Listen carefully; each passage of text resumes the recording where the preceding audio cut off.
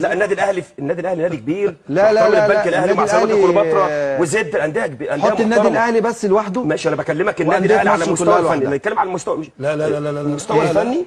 ايه حط النادي الاهلي لوحده لانديه مصر؟ لا، النادي الاهلي والزمالك وبيراميدز لوحدهم. لا انا بتكلم على التاريخ. الزمالك بص بتقول الاهلي لوحده، ما تدخلنيش في الزمالك. لا الزمالك والاهلي طول عمرهم الزمالك فريق كبير وتاريخ. انا بتكلم على النادي الاهلي على المستوى الفني والزمالك. ايوه يضاف الانديه. هي صح كده في جمله واحده. حط الاهلي والزمالك والاهلي طول عمرهم في مربع لوحدهم. حط الاهلي والزمالك وبقيه الفرق، انما ما تقوليش الاهلي زي البنك الاهلي. لا ما تقوليش الاهلي زي البنك الاهلي. يا كابتن بتكلم على المستوى الفني. المستوى الفني الاهلي زي البنك الاهلي يا جماعه. فنيا اقبلها. طب اقول لك على حاجه بقى، فنيا مهاجمين البنك الاهلي افضل من مهاجمين النادي الاهلي. ماليش علاقه برضه. فنيا اقبلها. ديفنس البنك الاهلي افضل من ديفنس النادي الاهلي. حبيبي فنيا اقبلها. ما تقولش لكن تاريخيا لا اقبلها. انا قلت تاريخيا، انا بتكلم فنيا. بس وضح كلامك. وضح كلامك. موضح كلامي ده على المستوى الفني.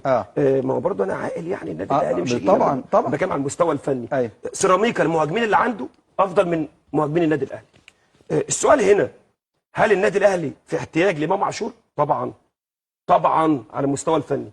هل امام عاشور من حقه ان هو مين في مهاجمين سيراميكا عجبوك؟ شوف صديق اجولا ده، انت عندك لعيب في النادي الاهلي زي صديق اجولا مثلا. عندك اوفا في البنك الاهلي، عندك اسامه فيصل في البنك الاهلي. جايبين محمد شريف فين؟ كاموتشا ده ولا لسه جايبينه ده؟ كاماتشو ده ولا ده اوفا احسن منه؟ او كامويتش بتاع البنك الاهلي. كامويتش يا كابتن سيراميكا نسميه بقى عندنا بقى كاموتش. سيراميكا هجوميا افضل من النادي الاهلي. النادي الاهلي اقل خط دفاع.